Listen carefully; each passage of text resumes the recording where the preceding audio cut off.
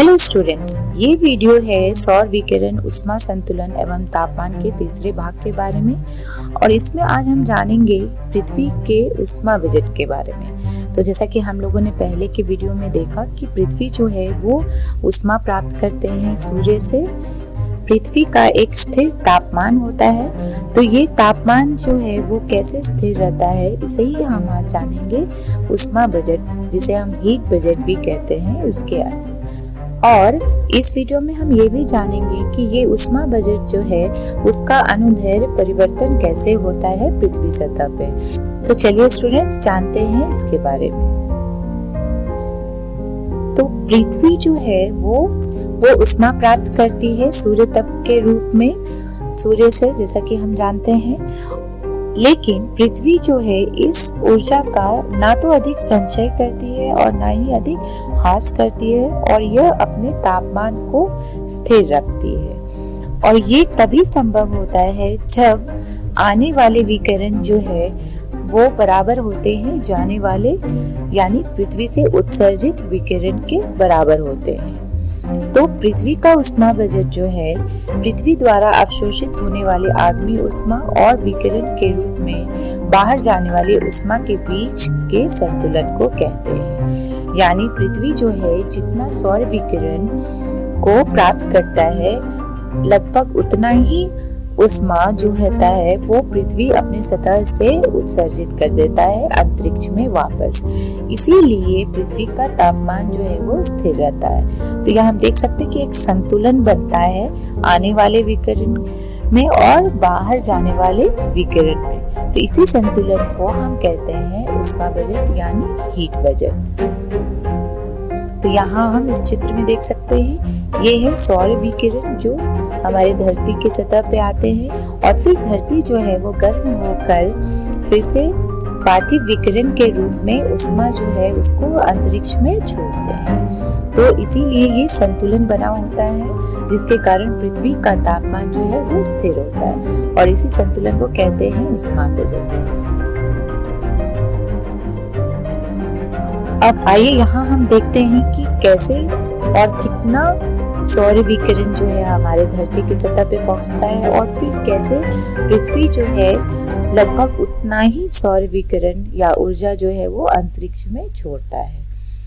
तो अगर मान ले कि सूर्य की सतह पर सूर्य ताप जो पहुंचता है वो 100% है, तो इस 100% सूर्य ताप में से कुछ ऊर्जा जो है वो वायुमंडल की ऊपरी सतह पे पहुंचने से पहले ही परावर्तित, प्रकीर्णित एवं अवशोषित हो जाते हैं, और ये होते हैं 35%। 100% सूर्य ताप में से 35% जो होता है सूर्य ताप वो अंतरिक्ष में परावर्तित हो जाता है, और इस ऊर्जा को हम कहते हैं एल्बिडो।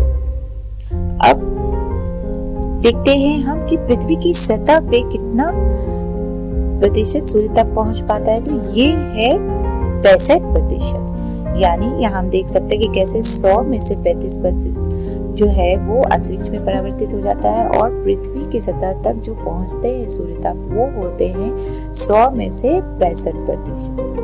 अब ये 65% जो होते हैं उनमें से 14% जो है वो वायुमंडल द्वारा अवशोषित होते हैं, और 51% जो है वो पृथ्वी के धरातल द्वारा अवशोषित होते हैं। तो हम जैसा कि जानते हैं कि सौर विकिरण जो है विभिन्न परतों को पास करते हुए पृथ्वी पे पहुंचते हैं। तो इसी दौरान जो है 14% जो होता है 65% का वो वायुमंडल में अवशोषित हो जाता है, और केवल 91% जो है 65% में से वो पृथ्वी के धरातल पर पहुंचता है।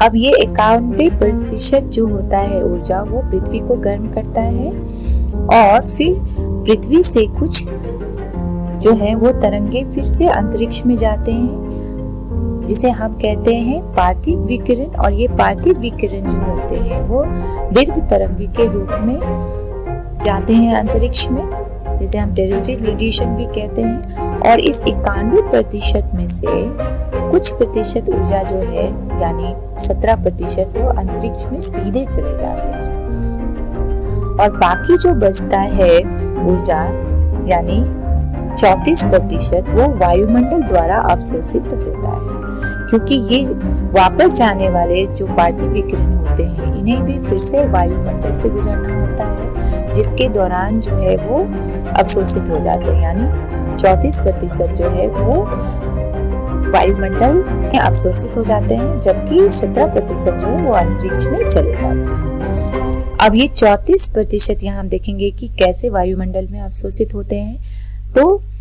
6% जो है वो स्वयं वायुमंडल द्वारा अवशोषित हो जाते हैं, 9% जो है वो संवहन के जरिए अवशोषित होते हैं और 19% जो है वो संघनन की ऊष्मा के रूप में अवशोषित होते हैं। तो अगर हम यहाँ देखें कि वायुमंडल द्वारा कितना ऊष्मा जो है अवशोषित होता है, तो वो है 14% और 34%। यहाँ देख सकते हैं वायुमंडल द्वारा 48% ऊष्मा जो है वो अवशोषित होता है, जिसमें ये 14% जो है वो आगामी सौर विकिरण के द्वारा होता है, यानी सूर्य ताप के द्वारा अवशोषित होता है, जबकि ये 34% जो है वो पार्थिव विकिरण के रूप में अवशोषित होता है। तो अगर हम यहाँ देखें कि बाहर जाने वाली विकिरण कितना है, तो ये 48% जो वायुमंडल द्वारा अवशोषित होते हैं और 17% जो हमने यहाँ देखा कि जो सीधे अंतरिक्ष में चले जाते हैं पार्थिव विकिरण के रूप में। तो ये हो जाते हैं कुल मिलाकर 65%, जो कि बराबर होते हैं 65% आने वाले सूर्य ताप के। तो यहाँ हम देख सकते हैं कि कैसे पृथ्वी पे आने वाले सौर विकिरण जो है 65% वो बराबर होता है जितना ऊर्जा जो है वो पृथ्वी की सतह से अंतरिक्ष में वापस जाता है। यानी आगामी सौर विकिरण और जाने वाले पार्थिव विकिरण जो होते हैं उनमें संतुलन होता है, जिसके कारण पृथ्वी जो है अपना तापमान स्थिर रखता है, और इसी प्रक्रिया को हम कहते हैं ऊष्माबजट। अब ये देखते हैं हम यहाँ पे कि ऊष्माबजट का अनुदैर्ध्य परिवर्तन कैसे होता है। यानी ये जो भी हम लोगों ने समझा वो पृथ्वी पे सभी जगह एक जैसा नहीं होता है, क्योंकि पृथ्वी के हर एक जगह पे जो ऊष्मा प्राप्त होता है वो भी एक समान नहीं होता है, इसीलिए इसमें परिवर्तन पाया जाता है। तो शुद्ध विकिरण में अधिशेष उत्तरी एवं दक्षिण अक्षांशों में अधिक पाया जाता है, जबकि ध्रुवों के पास इनकी कमी पाई जाती है। तो इस चित्र में हम देख सकते हैं ये जो गहरी सीधी रेखा है वो हमें बता रही है सौर विकिरण जो प्राप्त होते हैं ध्रुवों में और एवं उत्तरी एवं दक्षिणी अक्षांशों पे। तो यहाँ हम देख सकते हैं कि कैसे ध्रुव के पास जो है ये सौर विकिरण जो प्राप्त होता है वो कम होता है, जिसके कारण यहाँ पे शुद्ध विकिरण का कमी पाया जाता है, जबकि उत्तरी एवं दक्षिणी अक्षांशों पे हम देख सकते हैं कि सौर विकिरण जो प्राप्त होता है वो अधिक होता है, इसीलिए यहाँ पे शुद्ध विकिरण का अधिकता होता है। और ये शुद्ध विकिरण संतुलन में अनुदैर्ध्य परिवर्तन होता है, यानी सभी लॉन्गिट्यूड पे ये शुद्ध विकिरण जो है उसमें परिवर्तन पाया जाता है। तो यहाँ जैसा कि हमने देखा कि ध्रुवों के पास कमी होता है सौर विकिरण का या शुद्ध विकिरण का, और उत्तरी एवं दक्षिणी अक्षांशों पे इसकी अधिकता होती है। तो उष्ण कटिबंधीय क्षेत्र में ताप ऊर्जा ध्रुवों की ओर पुनर्वितरण होता है। तो ये उष्ण कटिबंधीय क्षेत्र जहाँ पे सौर विकिरण अधिक पाया जाता है यानी शुद्ध विकिरण अधिक होता है, तो यहाँ पे जो है ये जगह ज्यादा गर्म होने के कारण यहाँ से ऊर्जा का ध्रुवों की ओर पुनर्वितरण होता है, यानी यहाँ पे डिस्ट्रीब्यूट होता है हीट उस कटिबंधीय क्षेत्र से ध्रुवों की ओर, जिसके कारण उस कटिबंधीय क्षेत्र में जो है बहुत अधिक ऊर्जा का संचय नहीं होता है, यानी ये क्षेत्र बहुत अधिक गर्म नहीं होता है, और ना ही उच्च अक्षांश यानी ध्रुव जो है वो अत्यधिक कमी के कारण पूरी तरह ठंडे होते हैं। यानी यहाँ हम देख सकते हैं कि यहाँ पे ऊर्जा का